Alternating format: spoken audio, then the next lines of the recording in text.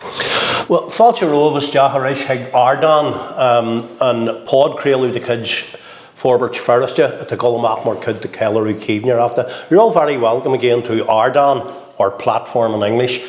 An opportunity for us all to get nitty-gritty on some of the issues, the big political, social and societal issues that continue to affect what is a very divided and a very conflicted society. Today's guests are Tom Hartley, former Sinn Féin Lord Mayor, and Tom Ekin, a former Alliance Lord Mayor of Belfast City Council. And I'm delighted to have you along. I think first of all, Tom, tell us a bit about yourself. Who is Tom Ekin? I am a person of the world, he says with arrogance. I like to think that I've been around different countries, worked in different countries, and for the last 30 odd years I've been working in Belfast and I've built a business park out of the remains of an old factory. I got into politics by accident. I always supported progressive ideas and indeed worked a wee bit with a progressive party in South Africa, which was really difficult. That was the time of apartheid. Came here, got involved with the Alliance Party. Didn't get involved immediately because my mother and father were very much involved and I didn't want to queer their pitch. But when they became older and less active, I got involved. Got involved in elected politics by, again, total accident. I had no wish to get involved, but I was persuaded to stand, to run second and come last, not to get elected. Unfortunately, in a way, I got elected, and Phil McGarry, whom you may remember, he did not. And it was really annoying because I'd booked a holiday immediately afterwards in Italy, and I couldn't go. I wasn't allowed to go because it was the first time we had a chance of electing a Lord Mayor who was different from the usual, and in fact it was Alban McGuinness. So it was the first time that I was participating in a vote that was seminally important. One of the first of many steps, but that was, I think, a very important one. I've continued to run the business. I would like to retire. I'm now very old, and it's about time I did, and people are saying I should. Still keep an interest in politics. I suppose my biggest concern is that the politics of Northern Ireland is so divisive that we don't do the simple progressive things that we should be doing. Infrastructural changes, getting things changed. Why are we sitting here years afterwards talking about education when we produce an awful lot of undereducated kids? Why are we talking about high unemployment? Why are we talking about high degrees of drugs use? Why are we talking about roads that have not been built? And these are all down to a lack of will to do it. And I think a lot of it comes down to the political divide. Nobody gets together and says, this is what we have to do to make this society better for everybody. Excellent. And turning to our other Tom. Tom, your path to politics was much more on the streets. You're a veteran Republican, if I can be yes. So bold as to call you that. Tell us who Tom Hartley is. Well, I was thinking in answer to your question, about when, I entered politics. I was going to say when I was 3-year-old. And what I mean by that is, I suppose, being born into what I term the Northern Catholic population. And I was born in 1945. So I'm a child of the late 40s and 50s and 60s. And I don't know where I got it from, but I was raised with that awareness of the status of the Northern Catholic population. And I use the term Northern Catholic in its political sense, as a group with a very strong sense of its own identity.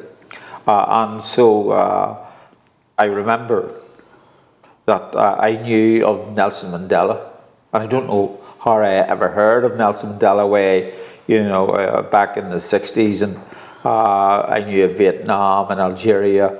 So, not just being raised in a context of the status of Northern Catholics, but also having this perspective of the world, an anti-imperialist perspective of a world, and of the conflict going on in colonies and the status of colonized people. And so all of that led me into the Republican struggle. But of course, before that, I went to St. Gall's school in just behind Clonard Monastery, which is gone now. It's been demolished. Then I ended up in St Thomas's, and then I left school. And in essence, my life, I played a bit of music on. I made the old bodhráns. I think I was the first person in Belfast to make bodhráns. Still have a few of them. But then 1969 and the upheaval of that period disrupted all of that, life that I was leading, so the rest is history. I went to jail in 1970, and I have to say, hated every second of it, every second, and was part of the Republican Press Centre, and then of course Sinn Féin, and I suppose the most defining period of our lives, the hunger strike. So all of that has shaped me and continues to shape me in a way. And of course, I was elected to Belfast City Council in 1993. And I always say the greatest honour anyone can ever have is that someone else puts an X beside your name.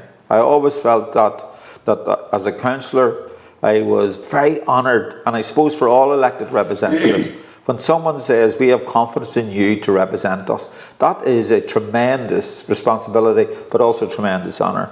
And I was Lord Mayor, and in a sense, after leaving the council, I involved myself, I had already started to do the tours and was involved in history, and I wrote a few books on the various burial grounds of Belfast.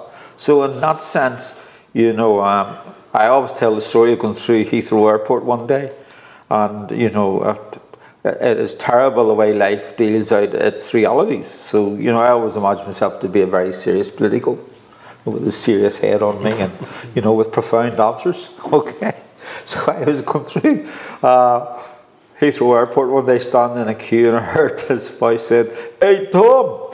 And I turned around, when are you effing doing that tour of the cemetery again? So, there I was, defined, not defined in terms of my political life, but defined in terms of my historical life. So that's me. Well, that is interesting, because Belfast, it's a great leveller. Yes. They don't let people get too far off the ground. It reminds me of the story of the American trying to get two Republicans to join him on a lobster lunch, and they said, no, we're on movement business, we wouldn't. And he says, but they're Irish lobsters. And they said, well, how do you know they're Irish? He said, well, look, as soon as one gets to the top of the tank, the rest of them are pulling it down.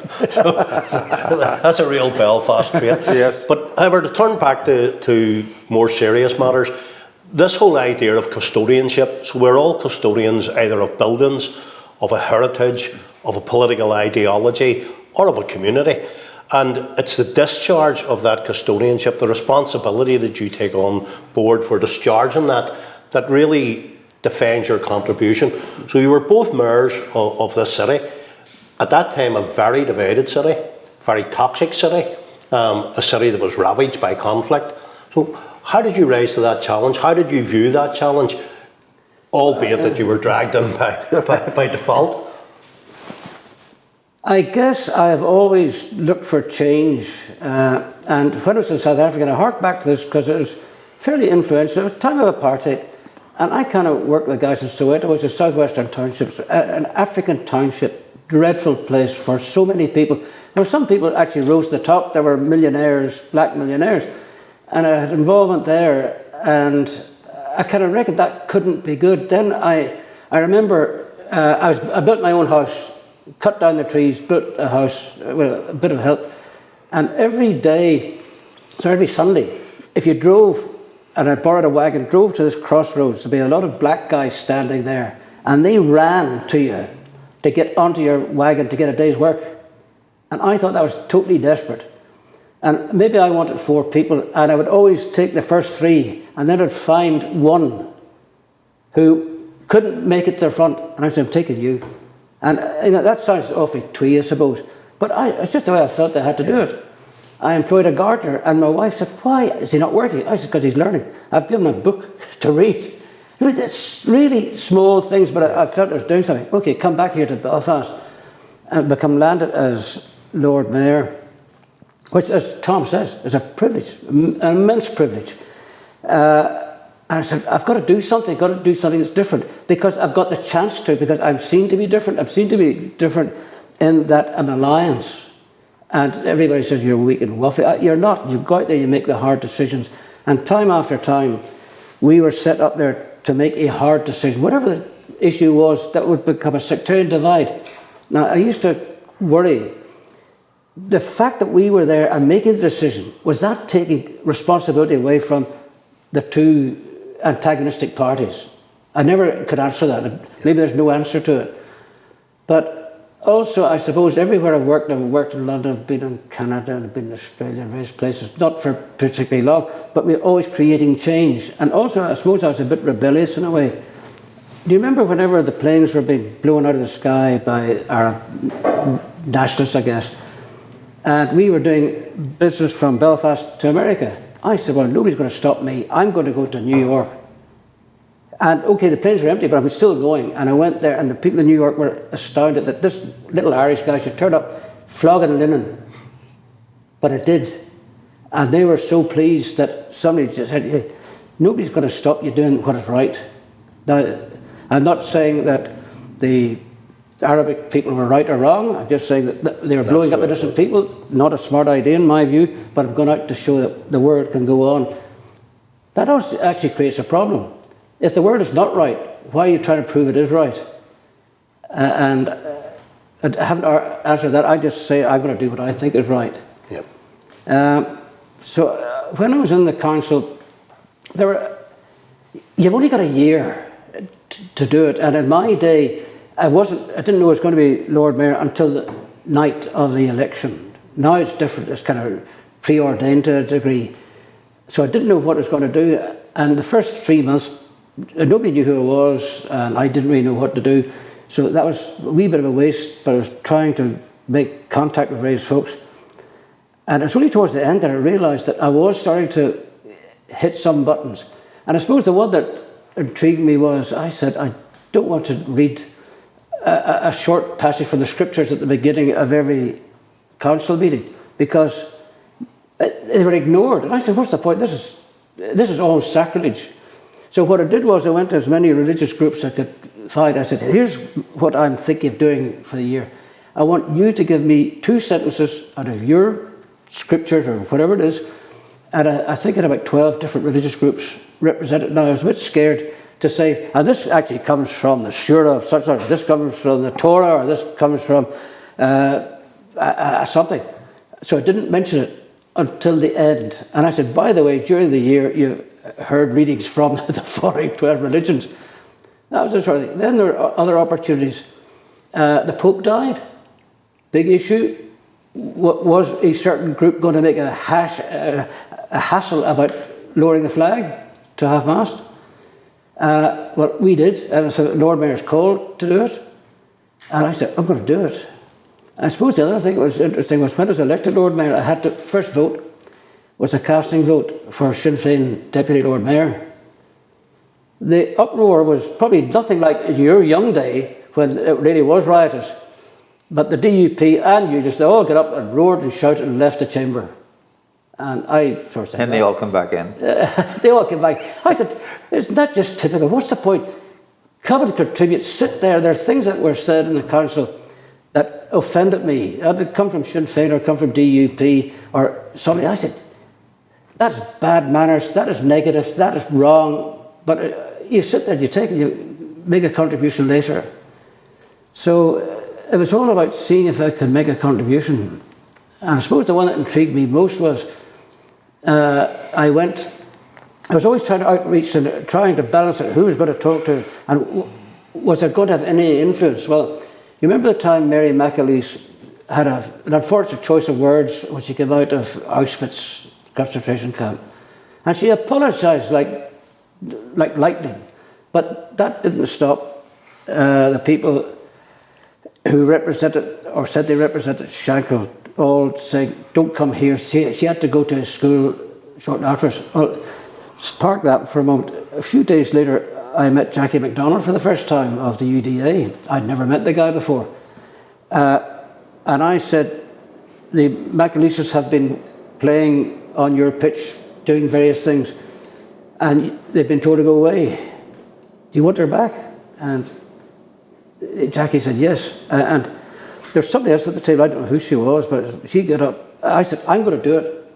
As Lord Mayor, I can invite her to the Lord Mayor's parlour. Do you want that to happen? Yes, I do. And I said, right, I will do that. You will produce 15 loyalists and 15 Republicans. I want them people with street cred as those group of people. Can you do that? Why did I pick 30? Because that's the number of cups we had for tea. And Jackie got them all in and got Mary McAleese and Martin McAleese. And afterwards, both Mary and Martin thought that it was a very important small step, but it would be a small step. So I thought that was one of the things that I look back on and say, well, that was something I did that was different. Yep. Tom, just Tom alluded to it there, saying that it was a rougher shop. When you entered into it, Belfast City Council for 10 years had been an uproar. There were gun and bomb attacks on councillors, there were attacks on families. It was a pretty daunting place to go into, and you'd been through the thick of it. So your advent of the mayorship, had you seen any change? Had you seen the city moving on? Did you feel an opportunity to actually do what Tom said, those practical things, that this is the right thing to do, we're going to do it? Well, it seems to me in a way that what a mayor or a Lord Mayor can do is to, even within party strictures, they can bring their own view of the world to bear. So my slogan for the year that I was Mayor for All. And I tried to reflect that and in different ways. And I come from a tradition that, you know, saw myself in the context of, you know, where I was born and the community I belonged to, but not just belonging to my village, but as a part of a world community, the Irish diaspora. You know, I saw myself, I think in our community there was a very strong sense of a European identity. Now, not maybe a EU identity, but a European identity. We saw ourselves in the context of a bigger world, and what I was saying earlier on in terms of struggles. So all of that sort of really shaped my attitude to how I should be mayor. You know, when I was growing up as a youngster, and I used to attend Coldis on the Lisburn Road in Derrybalg Avenue. And in Coldis there was a group called the Antrim and Derry Fiddlers Organisation. And they were all members, they were from the Antrim line, and I suspect a lot of them were Presbyterians. You know, so I was raised in an atmosphere of always, you know, enjoying what people had to offer. And in a sense, in my years mayor, I tried to reflect that. So on my very first night as mayor, I talked about gays, I talked about travellers, I talked about faith groups. You know, I talked about a whole range of people that I thought should be a part of, you know, a civic discourse about who we are and a part of an engagement process. And so in my year, for instance, and I think Tom was there before me in this one, but in my year, it was the year that the gays were being attacked by Iris Robinson, you know, and they were called an abomination, if you remember that word. Yeah. So I launched the Gay Pride that year, and I remember being down in Corporation Square when they were just to show my solidarity with the gays. I made sure that in the dinner that the Lord Mayor has, you know, there for at the start of their term, that the travellers and a whole range of faith groups were invited. So I've tried to reflect that I wanted to be mayor for all the city. So during that year, I made it a point to attend a whole range services in different faith groups. Just saying, look, saying to these people, because often, there's very good people out there, and they think very much, I suppose, in terms of their own congregation. But what I was saying to them, thank you for what you bring to the civic life, but not just faith groups. So, for instance, I was lucky enough to be down in Lanyon buildings behind the Harbour Commissioners there, because the City Hall was being refurbed that year. And so I invited the Indian community in, I had Egyptians in, I actually brought a group of young people in to paint, and I think the staff couldn't understand it because I brought them in. We had to cover the whole floor of the building in cloth so that they painted this big mural, and while they were painting it they were blasting out this music and the staff were upstairs. And I think so what I tried to do is to say give a view which is rooted in my sense of me and Belfast. I love this city. I love it for what it offers, its crack, its history, its complexity. I think it has a lot to offer, and I think it's people, when you get to meet them, and that's really for me the impact of being mayor. The impact of being mayor is that it allowed me to really touch a whole range of opinion in the city and personalities that really reflected, I think, the strength of this city. Often you don't see it. We look at the big political battles and we're mesmerised by those. What we don't see is sometimes the soccer clubs or the GAA clubs or the bowling clubs or the different faith groups or the youth groups or all the people underneath these which make up the civic life of this city, all working away in their own way. And more often than not, I always came away feeling a sense of empowerment. And that's, I think, see, when your year ends and you're exhausted, because a Lord Mayor, you could do 4 or 5 events every day, and it's really it's 7 days a week. But the sense of the city that you come away with is really very empowering. And so for me, and I was helped by all sorts of people in the council, and particularly by my party colleagues, reaching out. Now, that's not to say there are some communities that never invited me, and that's just a part of what we are. But by and large, for me, I saw a really underneath all the crises and all the politics, you see human beings at their best, and that's what I think the sense of being a mayor left me with. Could I pick up a thing you said, Tom? You passed the baton on to me, which was about gay pride. You ran that. I hosted the dinner that evening. Yes. And I know that the 3 people who were organising it were very apprehensive about what was going to happen. And I got them in, and I discovered that they drink gin and tonic, which was quite good. But I said a couple of days before, come and see me, come to the Lord Mayor's party, come and sit down here and we talk about what happens. And I said, on the evening, if the dinner was to be 7 for 7:30, I said, come in about 6:30 into the Lord Mayor's parlour, sit here and talk, because there's nothing you can do except drink gin. And we sort of sat there and we had a chat about it. And I thought, I didn't realise that you were the starter of the gay pride thing, but I do know that there was a bit of angst, as there always would be, at something new and different in the city council. But the 3 organisers, they were so relaxed, and I think the City Hall staff were relaxed that the organisers weren't interfering at a late stage. But one of the things that is part of the mayor, because the mayor, I was lucky, as I said, to be an odd way out of the City Hall, because Lanyon Buildings was actually it was much bigger than the Lord Mayor's parlour, and you could have all sorts of events.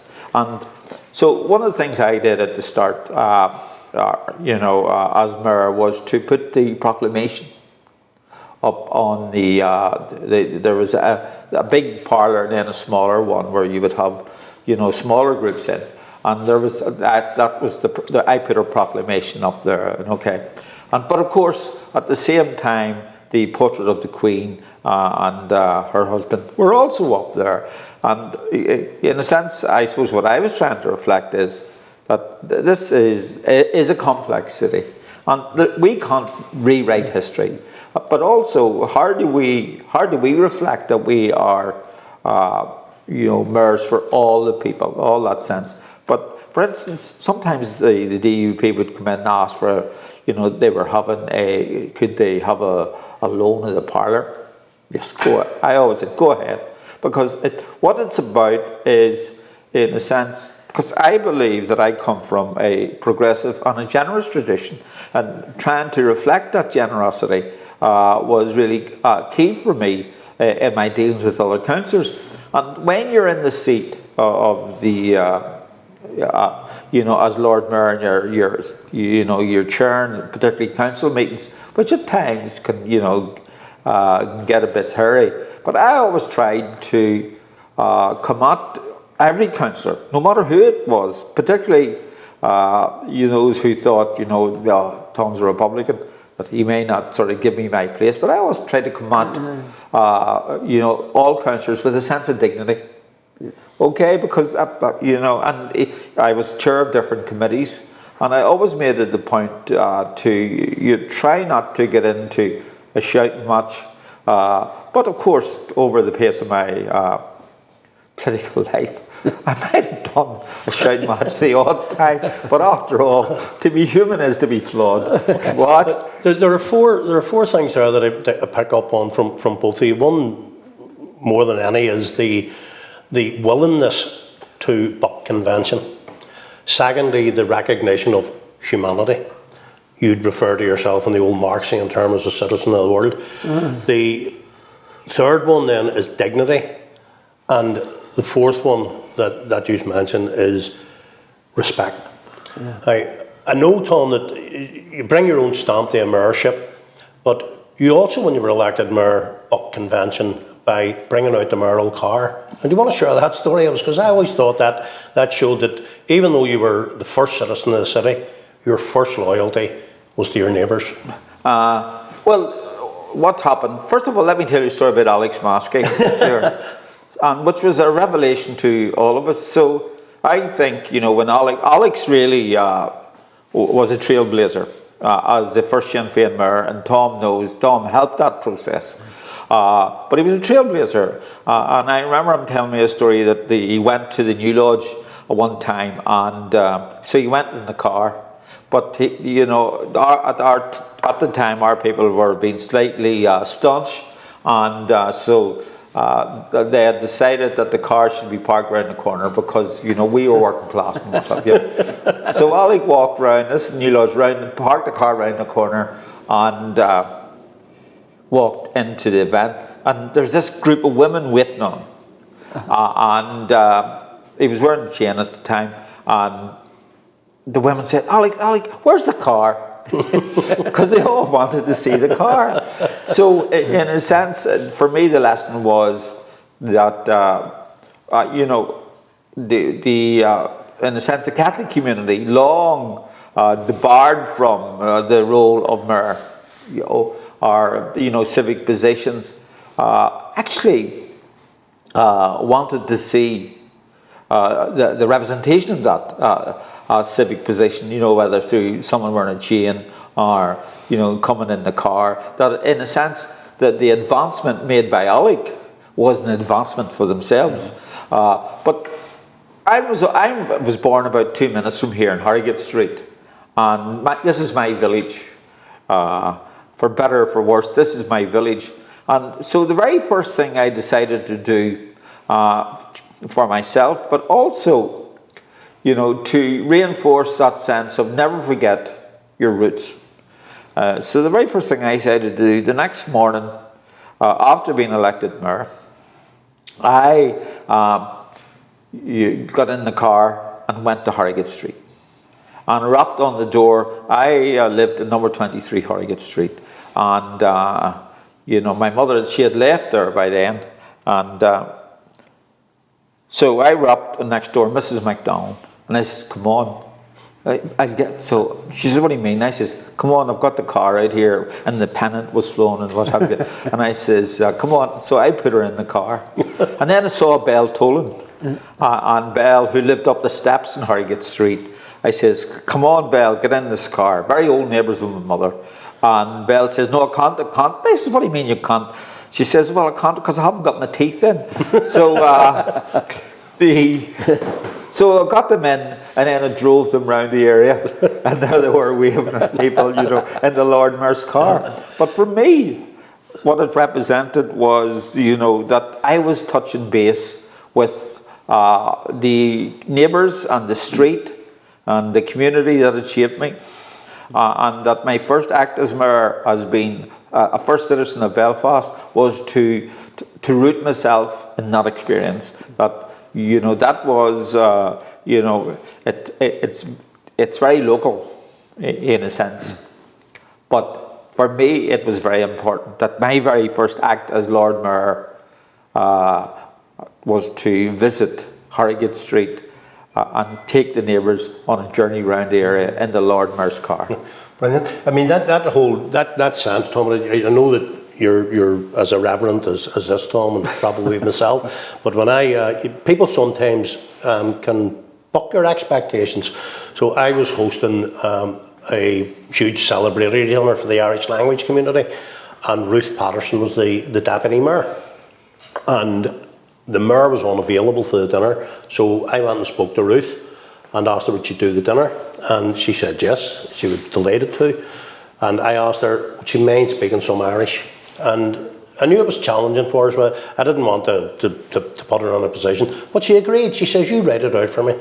She said, so the piece I chose to do for her was to say that the Dublin Lord Mayor's chain bears the imprint of Prince William of Orange, and that the Belfast chain bears our own Gobra. So it went down well, and we were sitting at the table in Albert Fry, and this is how people sometimes, you can diffuse situations which are full of toxicity by a bit of humour. And Albert Fry, an old stalwart of the Irish language in the city, and he said to Ruth, do you know, he said, I never thought I would be sitting with a DUP deputy mayor enjoying a dinner in Belfast City Hall. He says, when I was growing up, he says, Catholics had to go to the back door to register their deaths and births. He says, we weren't allowed in. He says, and I remember my mother telling me when I was to be baptised, she came down to, and I'll not name the outfitters, although he did, to get a pair of men's trousers for the baptism. So down she went, bought the trousers, brought them back, and they were too tight. So she went back to this very respectable shop, and she said, look, the trousers are unsuitable. And your mum says, well, it says the policy, no cash back, no refunds. She says, just as a matter of interest, what's wrong with the trousers? And she says, well, do you know the ballroom in the City Hall? And he said, well, it's well saying you're a Catholic, madam, there is no ballroom in the City Hall. It says, ditto the trousers. And it's just that sense of irreverence, but it's dealing with a very toxic situation and making light of it. So both of you have a wealth of experience of that in this city. Are there any real wee standout gems where you were able to just diffuse things by a bit of humanity? Well, one of the things, I mean, I remember, sometimes there were groups come in, different groups, and from all over the world, they would come in to visit the mayor. And I remember there was a choir from Notre Dame University in the States. And one of the things I did, and I did it quite often, so I says, now, this isn't, there's no such thing as a free lunch, so you're going to have to sing. Then after they all sung, and it was really a lovely occasion. And I said, who's the youngest? And so they all, so it took them about 10 minutes to figure out who was the youngest, but then they pushed forward this young fella. So I says, in memory of your visit to Belfast, so I pulled out a pencil case, a city council pencil case here, and I said, there you are, that's just to remember. No, and so what it was is trying to make people relaxed. And for me, if I think about the very last event that I held as Lord Mayor was for the Salvation Army. the Salvation Army, and that was also a special occasion for me. So there's so many occasions that that you go through in that year. But people ask me, what were the highs and lows of your years, Mayor? So I always say the highs and lows of my years, Mayor. So I went to Hardan Wolf and asked them to show me to the top of Goliath. Okay, so I was up on Goliath. And it was brilliant. Okay, there's a photograph of me on Goliath. And then later, if you remember, they were building this big sewer through the down Cruise Street. So I got on to Conor Murphy, who was Minister at the time, and says, any chance of me seeing what that, it's a big tunnel. Yeah. So the brought us down in a crane down into the bowels of this. So there's a photograph of me there. So I says that's the highs and lows of my year as Mayor. Yeah, excellent. Tom, your highs and lows, or your standout moment. You can see that I'm a very different sort of person compared to this artistic gentleman here who's got a sense of humour, a far higher degree of humanity than I have. I mean, I kind of get very focused and say, this is what I've got to do. Here's the job to be done. Let's do the job to the best of my ability. Therefore, I don't really have any sort of great moments of humour, or because I can't remember any. I can remember sort of things I did, but it's very boring. Well, I did this. It sounds almost like he's ticking off the good things. I think that I'll tell you what was a good thing. I went to Novena, and what really pleased me greatly was that I don't have too much religion in me, although it kind of come from, my parents were very Presbyterian. I went to Novena and I was sitting there. It's about one of the first things I had to do. And afterwards, Liz Maskey came over. I didn't know who she was. And she said, thank you very much for coming. And I said, that's brilliant. Yeah. And then, from then on, I had the odd run-in with Alex, of course, as one does. Probably more. Probably.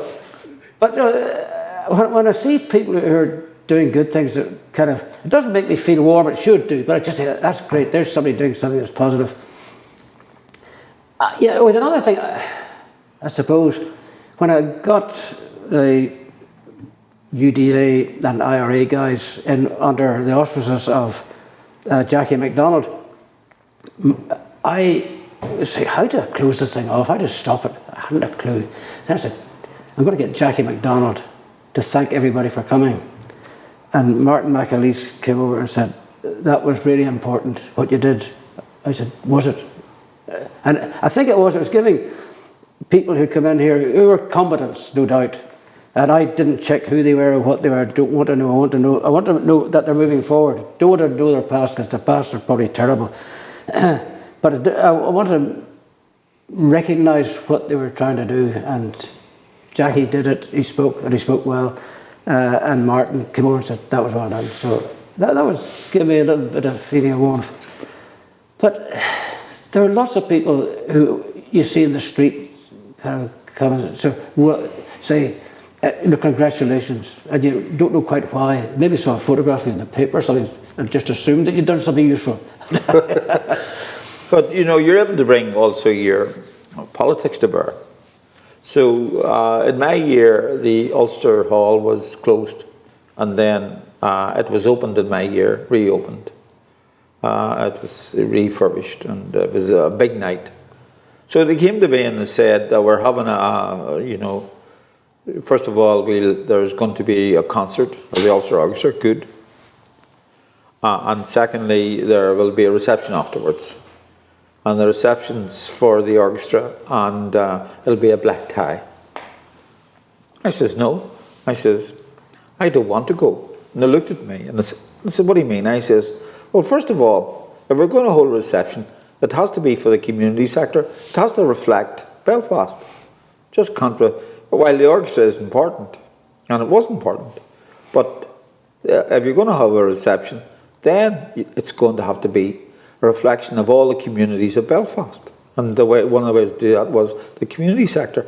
And I says, I don't want it to be black tie, because of course some people I may not have, a tuxedo or. Well, my wife looks terrible in a black tie, You so know what I I mean? wouldn't know anything. So you could bring your own politics to bear to, in a sense, to reflect your own view of the world. And so when they brought me onto the stage of the Ulster Hall, the first thing I did was I said, I want to thank the cleaners. And the whole hall burst out laughing here, because nobody ever thanks the cleaners. Yeah. So it's to try and give voice to the voiceless in the city. Yeah. And throughout my year as mayor, I always had it in my head: if you're not seen, you're not heard. So I tried to see all the different communities that make up Belfast and engage with them in some way.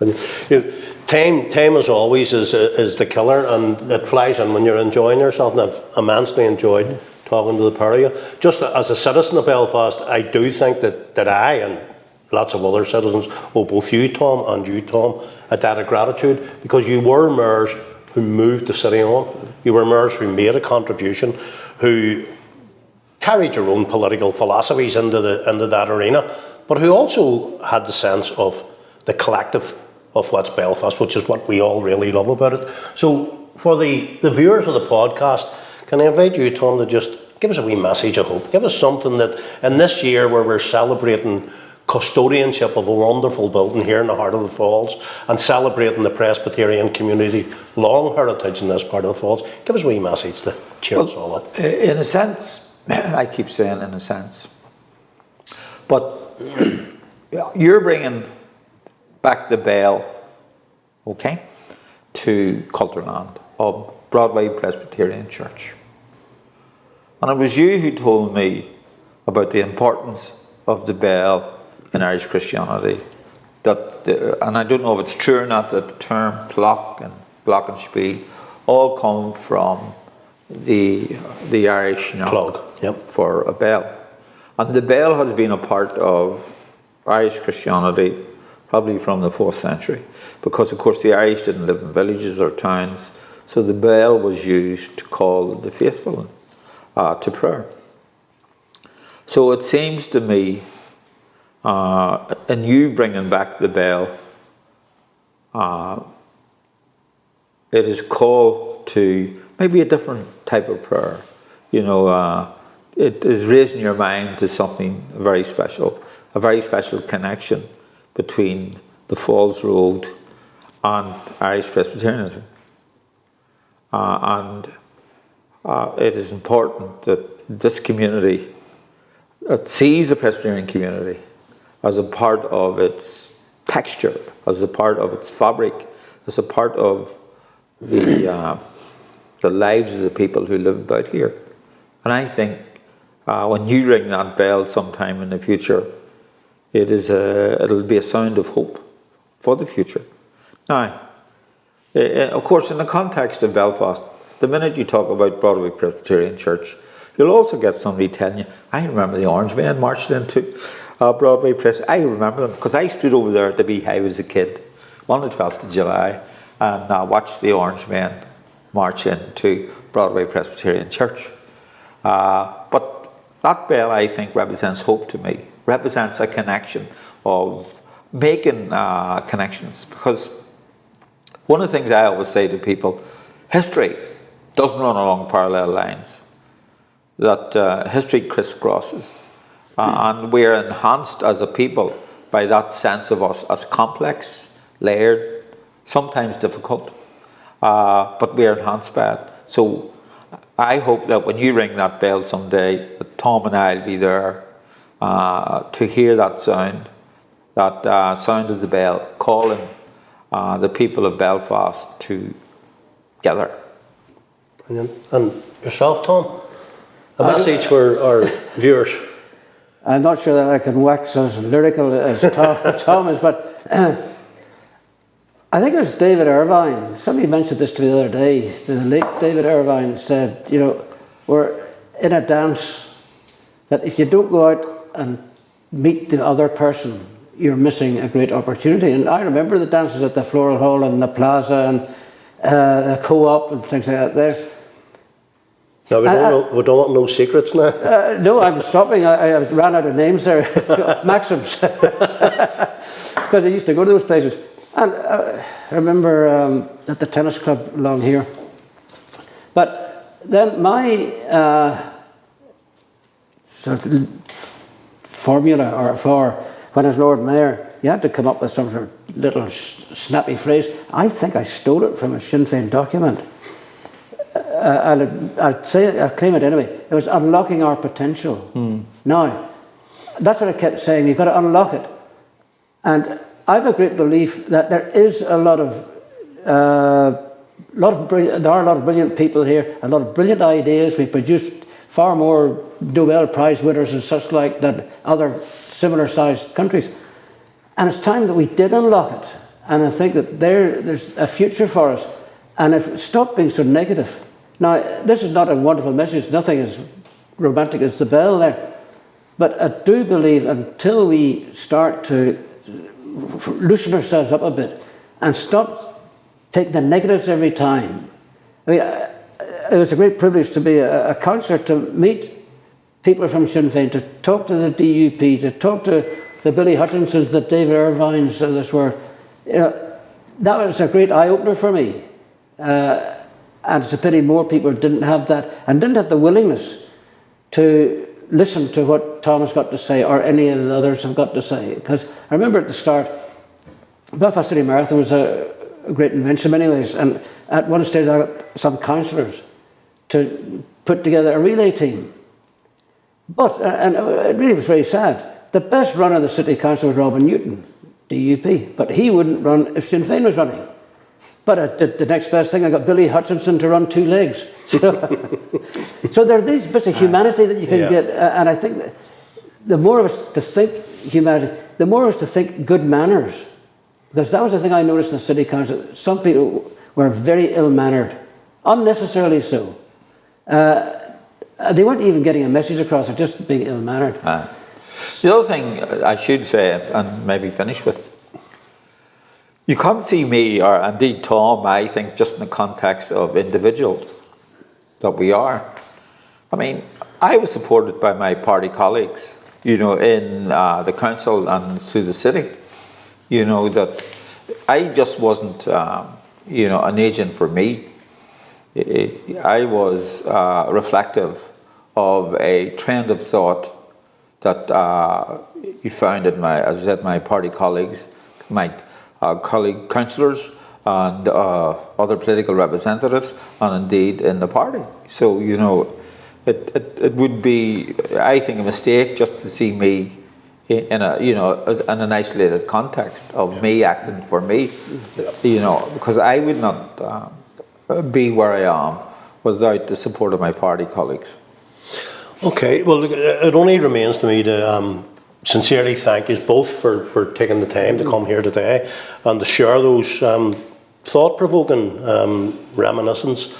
The one thing that struck me, Tom, as you were, as this Tom put it, waxing lyrical, was that that path of history, that interconnectedness, it always reminded me of, it's in our DNA, it's a double helix, and it's those connections across between the two that makes the whole thing work. Yes.